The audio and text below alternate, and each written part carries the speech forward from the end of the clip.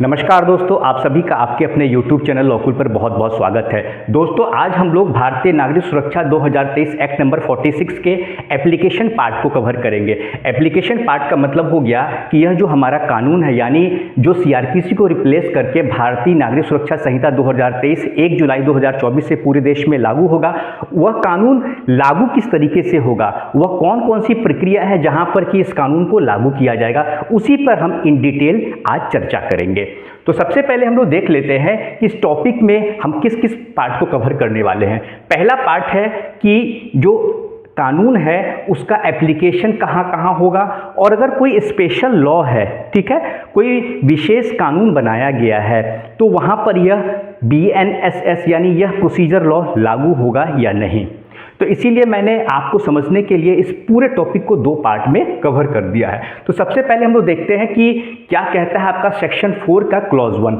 Section 4 का clause 1 कहता है कि BNSS is applicable in respect of investigation. ध्यान से सुनिएगा, यानी कि यह कानून लागू किस किस चीज़ों में होगा, तो इन्वेस्टिगेशन, इंक्वायरी एंड ट्रायल, यानी कि BNSS is applicable in respect of investigation, inquiry and trial, यानी कि इन्वेस्टिगेशन में होगा, इंक्वायरी में होगा और ट्रायल में यह जो प्रोसीजर लॉ है आपका वह लागू होगा।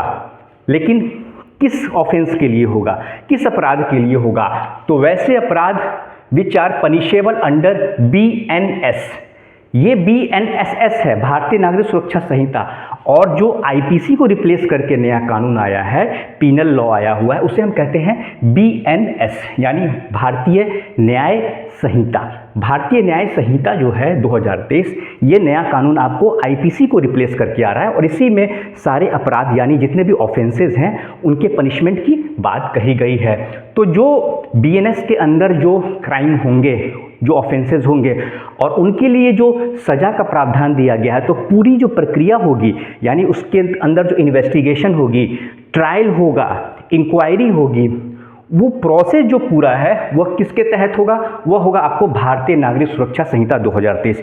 यानी किसी व्यक्ति ने क्राइम किया है तो उसे सज़ा मिलेगी BNS के तहत, यानी भारतीय न्याय संहिता के तहत उसे सज़ा मिलेगी।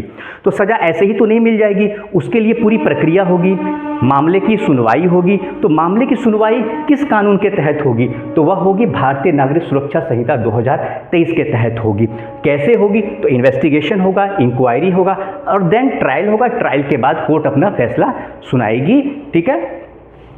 अब यहाँ पे हम लोग देख लेते हैं 3 चरण में, 3 स्टेप्स में हमने पूरे प्रोसेस को यहाँ पर बनाया हुआ है। तो सेक्शन 4 का क्लॉज 1 कहता है कि ऑफेंसेस अंडर भारतीय न्याय संहिता 2023 शैल बी इन्वेस्टिगेटेड। देखिए, इन्वेस्टिगेशन होगा, इंक्वायरी होगा और ट्रायल होगा, ठीक है। और यह किस प्रक्रिया के तहत होगा, यानी इन अकॉर्डेंस विद BNSS यानी भारतीय नागरिक सुरक्षा संहिता 2023 के तहत।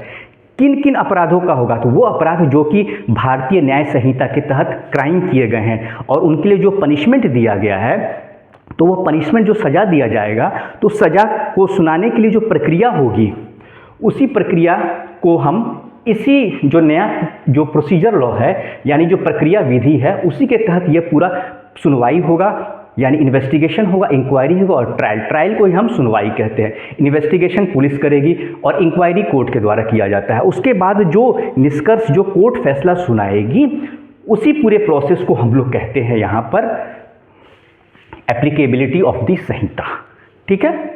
उसके बाद मान लीजिए कि यह तो हमने भारतीय न्याय जो आपका संहिता है उसके हम अपराध की बात कर दी, यानी IPC की जगह जो नया कानून आया है उसके तहत अगर कोई व्यक्ति अपराध करता है, उसके लिए तो स्पष्ट हो गया कि उसके लिए प्रक्रिया अपनाई जाएगी, यानी उसके लिए जो प्रोसेस अपनाया जाएगा वो आपको BNSS के तहत होगा।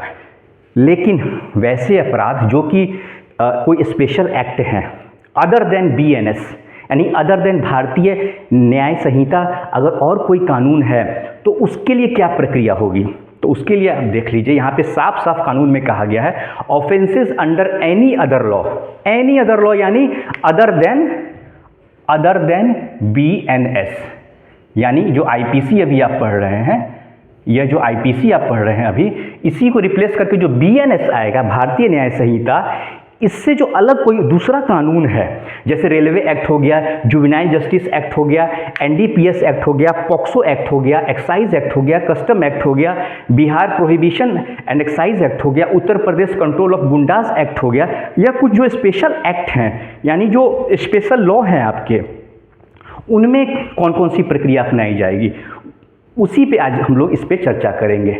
यह आपको प्रावधान दिया गया सेक्शन 4 के क्लॉज 2 के तहत।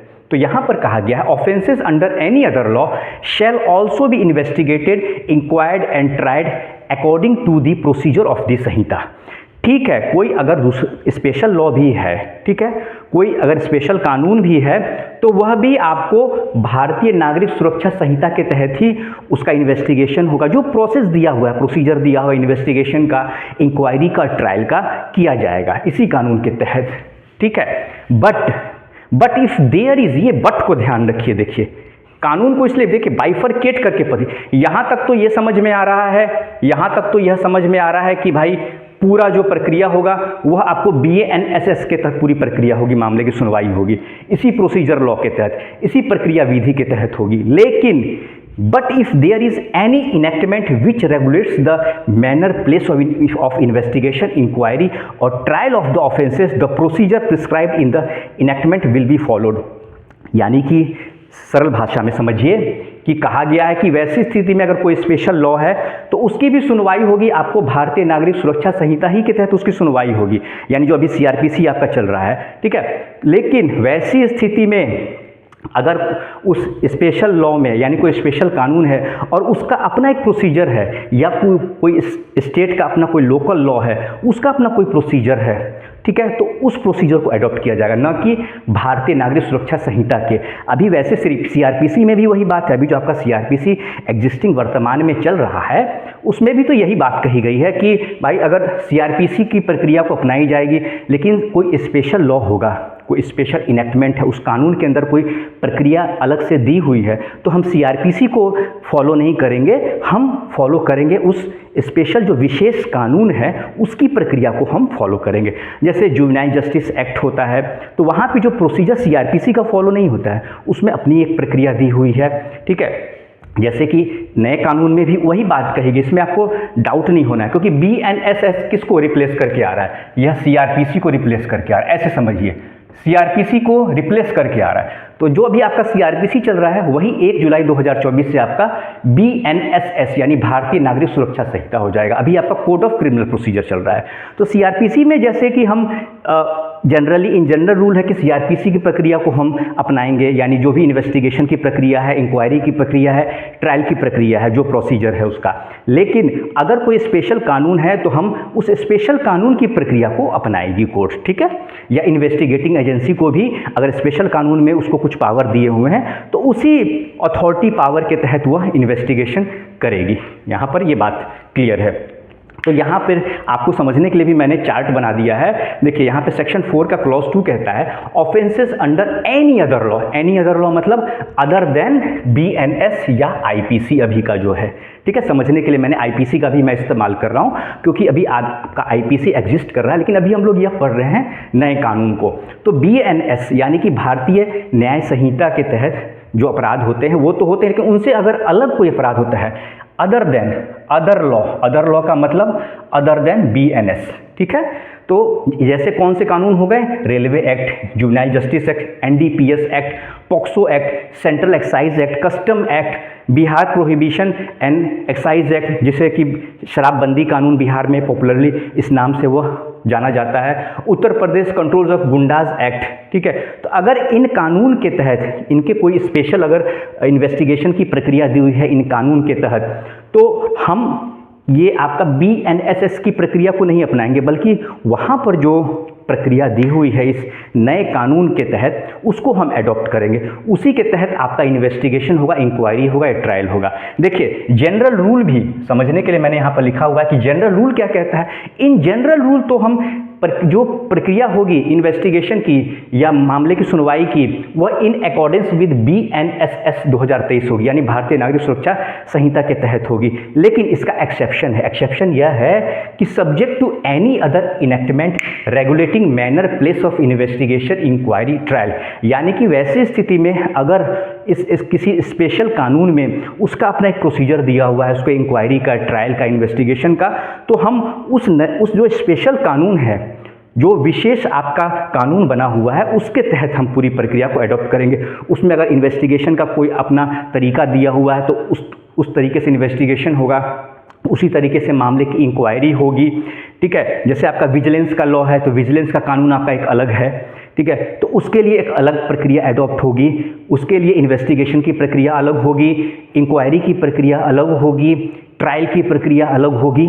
तो ये सारी चीज़ दी गई है। और सेक्शन 5 ने तो और स्पष्ट कर दिया है कि section 5 of BNSS has clarified that in absence of any specific provision in the Samhita, the provision of any special law, any special, यानी कोई भी स्पेशल लॉ है या लोकल लॉ, देखिए इसकी भी मैंने चर्चा की, लोकल लॉ, स्पेशल जुडिक्शन और पावर कन्फर्ड और special form of procedure shall not be affected. देखिए साफ साफ कह दिया गया है कि BNSS के तहत कोई अगर प्रक्रिया दी हुई है या यह बात नहीं भी कही हुई है, फिर भी वैसी स्थिति में अगर कोई स्पेशल लॉ है, कोई लोकल लॉ है और उसकी अपनी प्रक्रिया है, उसका अपना एक प्रोसीजर दिया हुआ है, तो पूरा जो मामले का इन्वेस्टिगेशन, इंक्वायरी या ट्रायल, यानी उस मामले की जो सुनवाई होगी उसी स्पेशल कानून के तहत होगी।